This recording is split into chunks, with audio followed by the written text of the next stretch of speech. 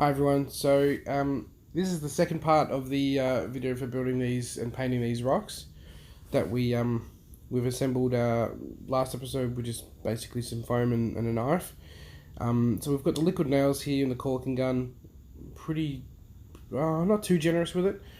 Putting just a little bit down. And then what we use is instead of using like spatulas and stuff like that and having to clean them off, I just use offcuts of foam. So put the knife through the foam, cut a little sliver there, and then we use that sliver just to sort of paste down and pat down the liquid nails. You don't want the liquid nails to be too thick and gloggy when it goes on, because it actually does have height to it. So if you're wanting to glue two flat pieces down, liquid nails, if they need to be perfectly flat, liquid nails is probably not the best for that. It's good for a quick, easy join and a strong join, but it's not good for perfectly flat surfaces. So if you're gluing two big sheets together, don't use it. Grab Gorilla Glue or maybe PVA with some nails in it or something to keep it down. For this though, it works fine because we'll be hiding those gaps anyway. And I'm just going to speed things up here a little bit as we go through. So basically just doing the same process here. So just a little bit of liquid nails on the bottom, spreading it thin, and then placing it down. Same principle as when you use PVA. You kind of want to move the piece you're gluing down around a little bit as you place it, because you want it to get a good grip sort of all over instead of just the area that you've glued. And here we get onto like the tower. So with the tower, I wasn't quite sure how well this was going to work, as gluing something in air with liquid nails takes a little bit of time to dry. I thought this might be a bit of a disaster, but I got pretty lucky, I think. So we're putting some pins in there as well to help hold it all steady. As you can see there, I think it was 2 pins in one side and 1 pin in the other. I think one of the pins ended up getting lost inside it, so oh well. No great loss there. So once we had some liquid nails on it and it was pinned in, some liquid nails on the bottom, out of frame, perfect. Thin that, spread that thin with the foam block again, and just put that down there. So the smaller blocks, just trying to make sure that they're in good areas. I didn't want them to be too difficult to paint and to texture on, so I just had a little bit of moving around there to make sure that was all good. So that's it. They're glued down now. So with this technique, we've actually built a lot of rocks for this particular customer. I'll include some photos at the end of it, but it's obviously, well, it looks to me like it's fairly simple. Just a knife, some foam, some liquid nails, and a little bit of texture paint. You can use sand as well. Just the texture paint's worked really well for us for so long. Helps cool everything down, fills in the gaps, adds weight to it as well, so it doesn't get moved around when models get on top of it. It just works well for us, so that's why we've been using it for so long. I can't imagine going back to using sand, to be honest. Especially when you're wanting to put rust textures or something, or you need to get a little bit of texture into a fine area, and like putting the PVA in there, it's just hard sort of to get a good mix between like having too much textured sand and not enough. So on to the next step now. Which will be adding the rocks. Laying down a piece of paper, newspaper, just to capture all the rocks that get lost and sort of thrown around as I'm applying them. I'm pretty rough with the application process. I don't think you need to be particularly light-handed for it, so that's kind of why we do it the rough way. Got the trusty PVA in the sauce bottle. Moving your PVA to a sauce bottle makes things a lot easier. I don't know if anyone else is still pouring it out of a tub or not, but the sauce bottle has worked really well for us. You can get into nooks and crannies and stuff, and you can just get better control of your application of it, and it stays good. So just a smallish brush, a wide but small brush. Always have a pot of water ready to wipe the brush down so it doesn't get PVA through all the bristles and that. We went pretty light to start with,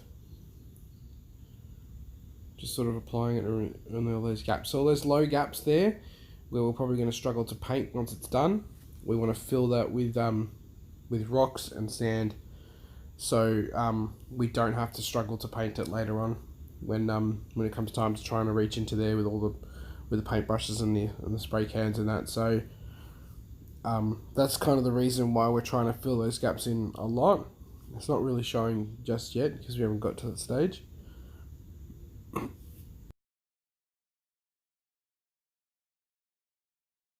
Here we go.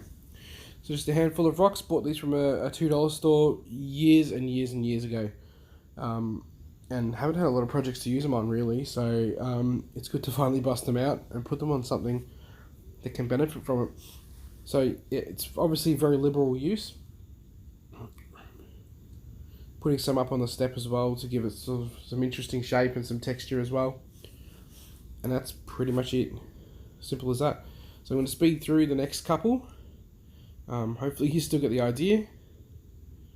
Just applying the paint into all those gaps and stuff, trying to cover up any of those gaps that will be a pain to get a paintbrush into, because we don't want to. I've learned the lesson from the last set of rocks I did like this, that we just don't want to try and mess around at all. We're trying to get the paintbrush into small, out of reach areas. We just want to fill those areas up and then just paint it like normal. We don't want to be buggering around with trying to get a brush into the corners and the crevices of all those little rocks. We want to make a simple, quick build. So some more rocks on the top, some more rocks on the back. And here we go with this one. So I wanted a little bit, I wanted the PVA to obviously help join those rocks together as well. So that's why there's PVA up there. I think I end up putting some rocks up there, but very few. But the PVA is obviously to help the liquid nails and the pins really hold those two pieces of rock together. So there's no chance of them coming undone now with all that glue holding them together. Liquid nails has a tendency to actually melt foam, but I've never had an issue with it coming straight off things. It usually takes a fair bit of pressure, a fair bit of force, and considering we're putting PVA around all those gaps as well on the bases, I very much doubt that any of these things are just going to come flying off during game use. So there you have it. So now we're onto the texture paint. I've been meaning to do a video on this for a long time, but it just keeps getting away from me, to be honest. The texture paint we use, we get a lot of questions about it. Why is it blue and all that and kind of stuff? And basically, it's just a rendering paint that we got from Bunnings, which is our local hardware store, like a Home Depot or something like that. And it's essentially just, I guess it's almost like PVA and sand mixed together. I'm not sure if that mix actually ends up being consistent or not, but this is consistent all the way through the tub, so you can water it down as well to get it really thin so it gets into all the cracks and stuff, or you can use it to add just a little bit of texture to an area by just by adding a bit of water and doing it in thinner layers. But because we're trying to fill up all these gaps, we don't want these rocks, we don't want all the areas and all the surface areas of these rocks coming out. We want to almost blend it in so it's almost like a gradient that flows up into the crevices to sort of fill those gaps up, so we're not having to again get the paintbrush around every side of all those little rocks that we've just placed all over the base. We want to really fill that in and make it a super simple, easy process to paint, as I've learnt from previous jobs. So speeding up a little bit now, because I don't really know what to talk about when it comes to this kind of stuff. Like, it is what it is. So there's a little gap where the two rocks meet up the top. I'll be filling that in with as much texture paint as possible because you can probably see it actually, because I really do not want to be trying to wedge a brush into that area and trying to paint that after everything else is done. It's just a nightmare. It really, really is a nightmare to get good coverage, to get a good coat, and also make it look uniform. And yeah, it's just an incredible pain. Just trust me on that one. Trust me on that one. So now we're doing the last one. I really like this shape too. I like these rocks. I'm glad they came out so well. I would have liked to probably do a bigger version of it next time. I haven't got a lot of experience with making these kind of rocks out of thicker foam, so gluing two sheets together or something like that. Because gluing the foam together, it's such a messy process sometimes. So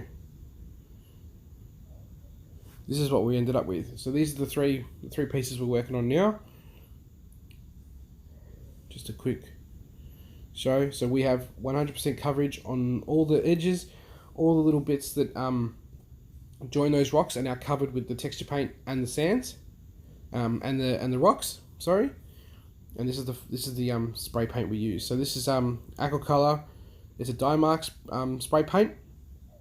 I might try and put the link into the video if I remember. And it's actually foam safe, 100% foam safe. So you will never ever ever melt the foam. I think it's enamel based, and that's why it does it.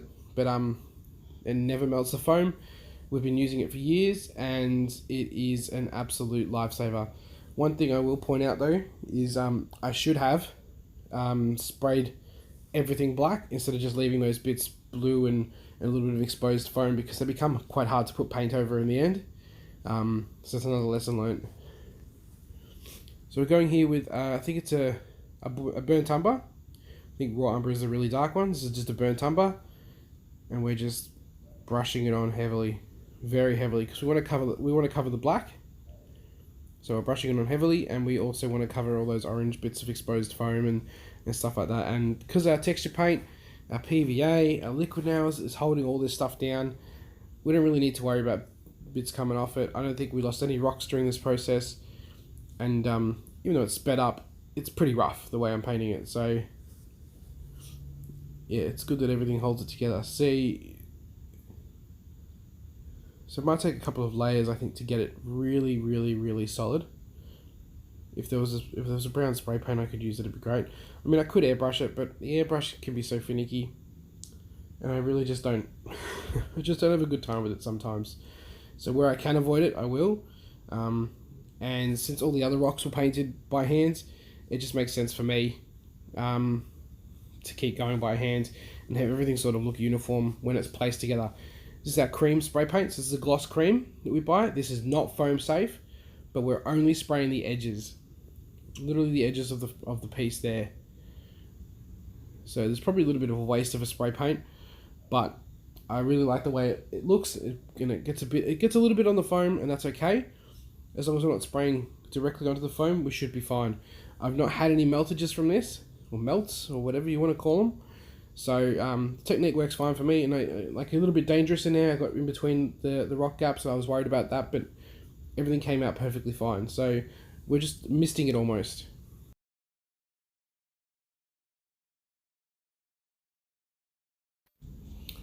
So technical difficulties. This is an interesting one. For some reason, I didn't end up recording myself doing the dry brushing and doing the powders on the board. I'm not quite sure how I missed that, considering the camera was set up pretty much all the time. Maybe I've deleted them accidentally, I don't know. But here's some pictures of the finished product. And again, really sorry that I missed out. So all we did was do a white or a cream dry brush can also work. But this is very white, stark contrast, and that's what the customer wanted, and I really like it with this set as well. So it's a very stark, heavy dry brush, really bringing out those corners on each of these pieces. So these are some other rocks that I've done as well for the same customer, and as a set, it looks fantastic. As you can see here, here's some of the newer ones with some of the older ones all together. Here's some other stuff I built for him. We have here a couple more pieces all stuck together. So the sets that I built have been pretty intense. The ones at the back were done with a hot wire cutter, so they're not quite the same techniques. But as a set, they blend together really well, and that's exactly what I wanted and what the customer wanted for this set. Is they wanted something to extend what they already had. So the dry brushing, and then we did some light yellow powders. You can see them in the corners there of the piece, and that's essentially all there is to it. Thanks for making it this far. Go check us out on Instagram and Facebook. We also have a YouTube. The link's too long to fit into here though. When we get 50 more subscribers, we can change the URL, and that should make things a little bit easier. But any comments, criticisms, likes, dislikes, let us know. Appreciate any and all feedback, negative or positive. just happy that people are watching, and hopefully someone's learnt something from this and can make some rocks of their own. See you next time. Bye.